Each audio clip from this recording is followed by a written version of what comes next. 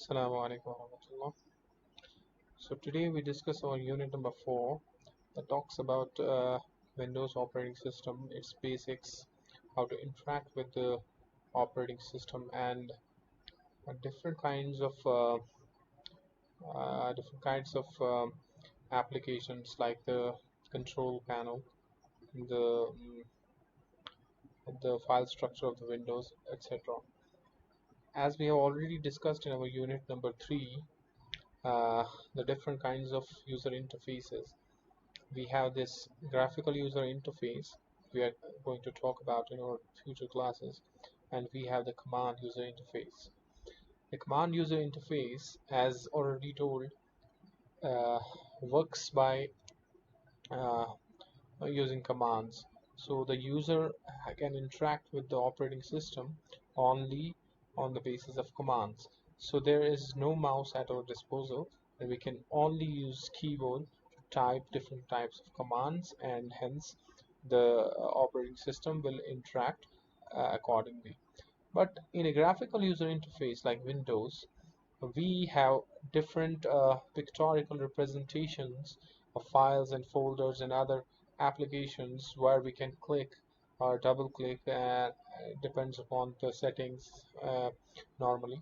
So we will be using our mouse as one of the input devices, and obviously we can also use the keyboard. So let us talk about the introduction. Let's talk about what we usually see when we open up Windows. So the booting up process is simple. You'll just start your computer, and the first screen that you will get to is this desktop. Now, uh, as you can see, that this desktop has this black bottom, which is basically known as the taskbar.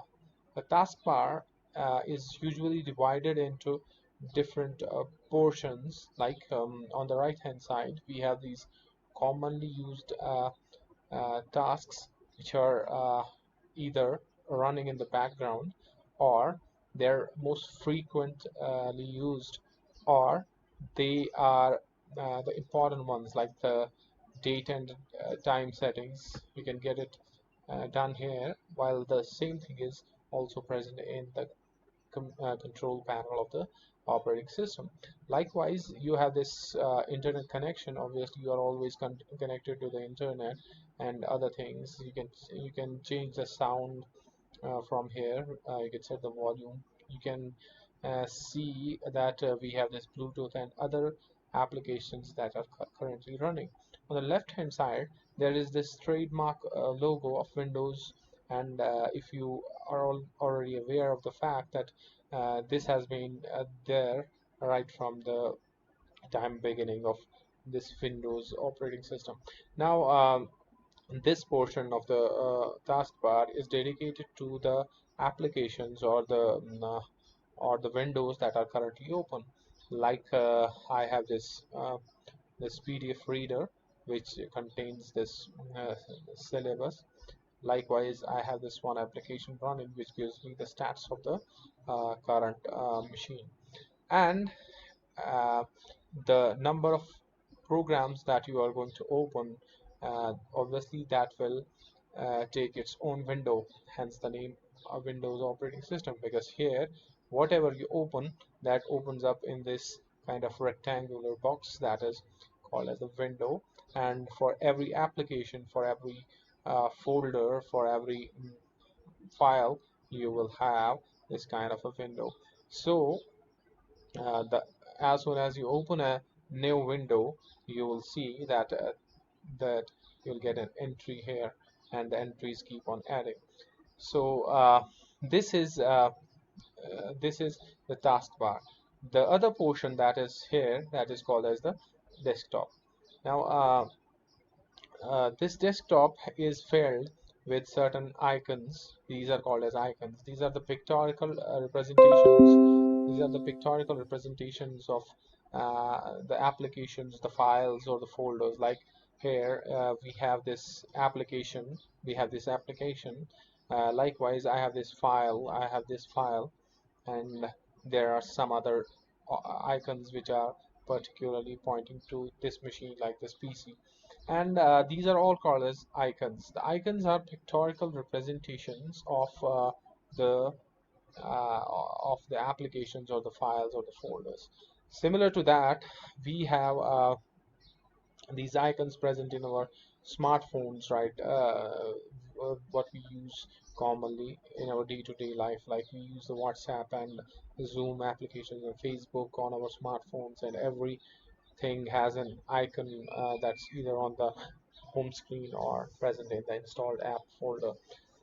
So what these are usually shortcuts to the commonly used frequent applications or files or folders. The number of applications that are actually present in the system varies, and they are all present here when you press this window button. As soon as you click on this button, we're talking about the left click, because we are all right-handed, and usually the mouse is configured according to the right hand, and you can always change that into in the settings if you are using your left hand.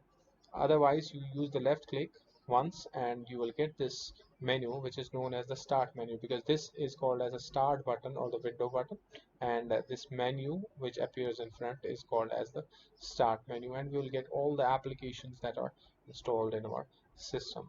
These are the applications, and you can just either press this button and click any of these applications, or you can simply have that application shortcut on your desktop. As is obvious to you, that this desktop will usually contain the most frequently used applications, because that's why it's on the desktop. So it comes from the day-to-day day-to-day life, where we have a desk and we have most commonly or most important files on our on the top of our desk. The rest of the files we can keep in the cabinet, and likewise here we have this in the start menu.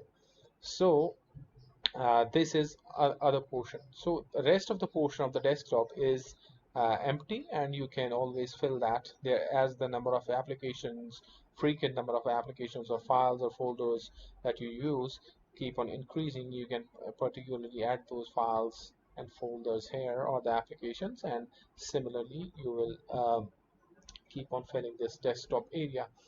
Also, uh, when you use your mouse, the movement of your hand over the mouse will depict the movement of the cursor.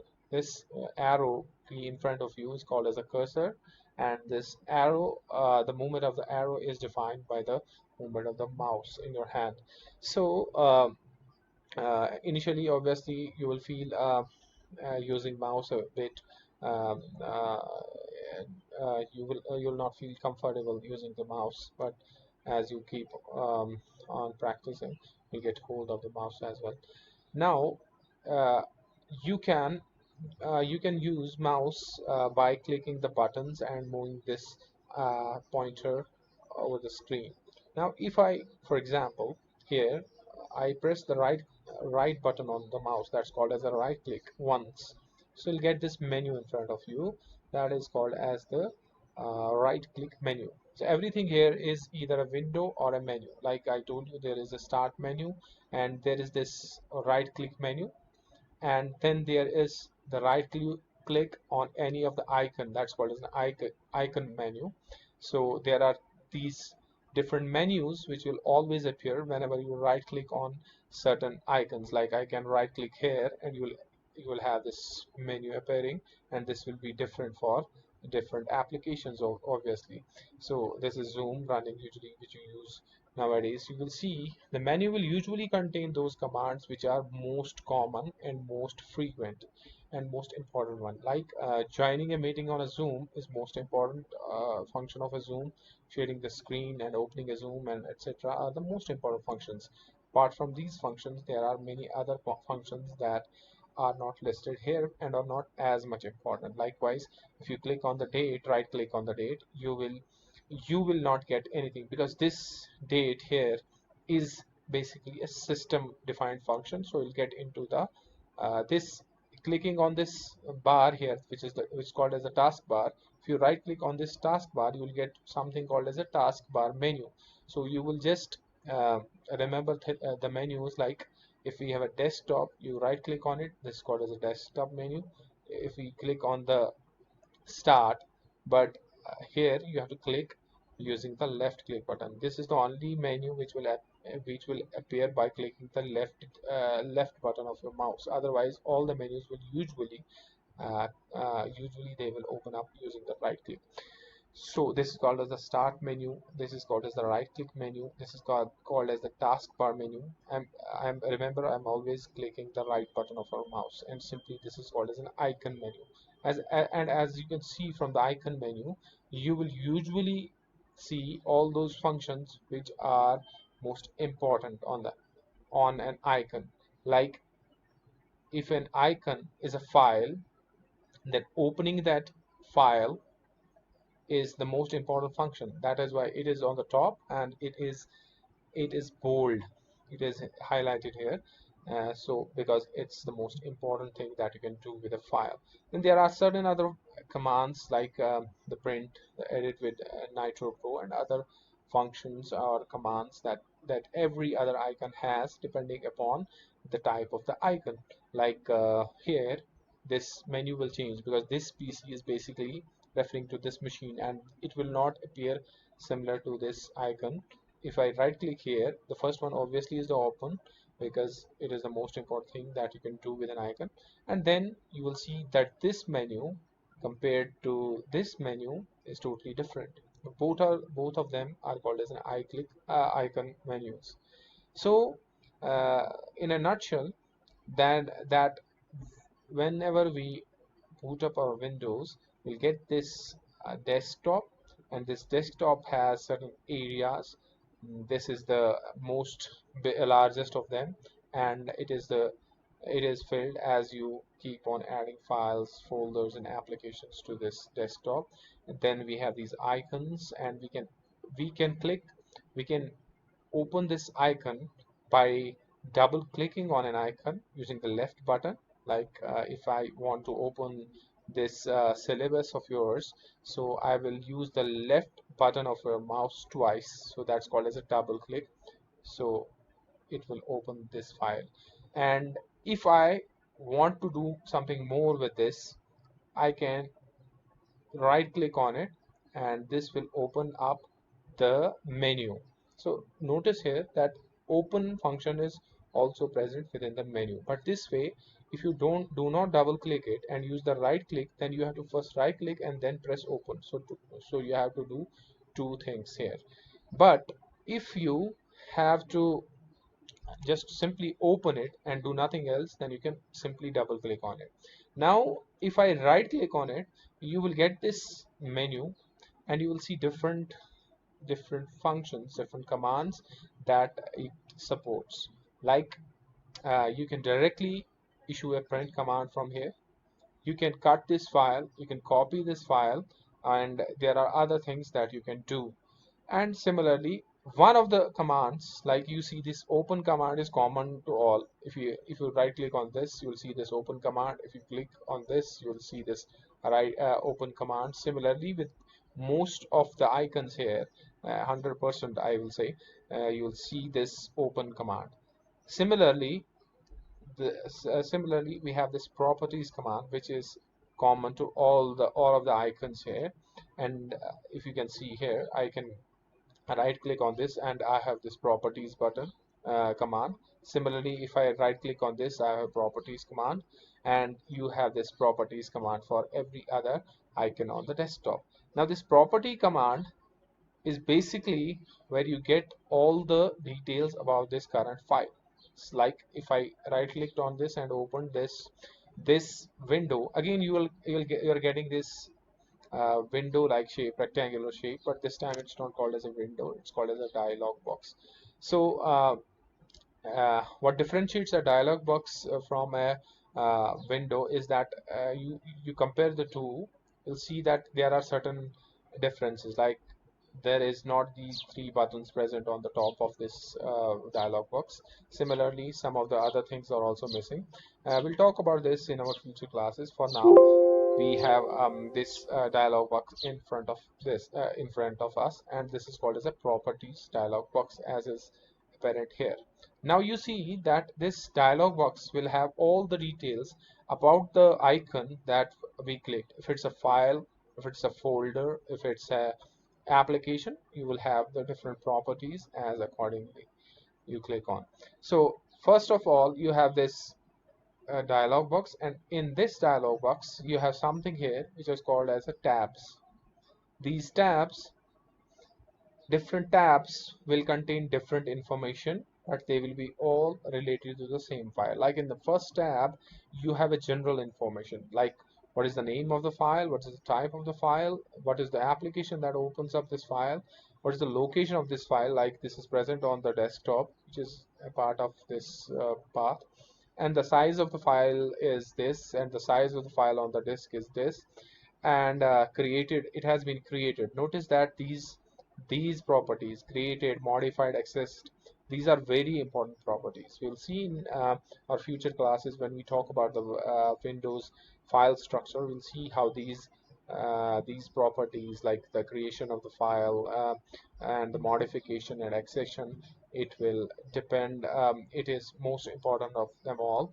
And then we have the attributes. Similarly, these are the general properties of this file. Then we have the security related information, like the number of users who can access this file, the number of users who have, which kind of user has which kind of access. If I click on here, the user Zad Bashir will see different kinds of controls. If you click on administration, because I am an administrator of this machine, you will not see particular changes in the permissions. But if I have another user here which happens to be a non-admin of this machine, then you will see different kind of permissions for that user. So this is all security related issues, the details. So similarly, the details of the file, like the name again, and other things are given here, like the computer, the machine, the owner of the file, etc., and the versions.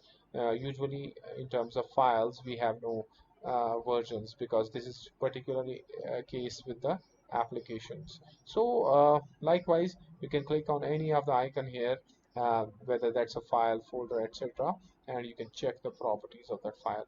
So I think this is all about the desktop, and I have almost discussed everything here on the desktop. Then we have certain menus to discuss, like this desktop menu and the start menu, etc. Inshallah, in the classes to come, we will be seeing how to traverse through this Windows operating system files and folders. In our next class, we will be talking about the structure of the file system in Windows. That's all for today. Thank you.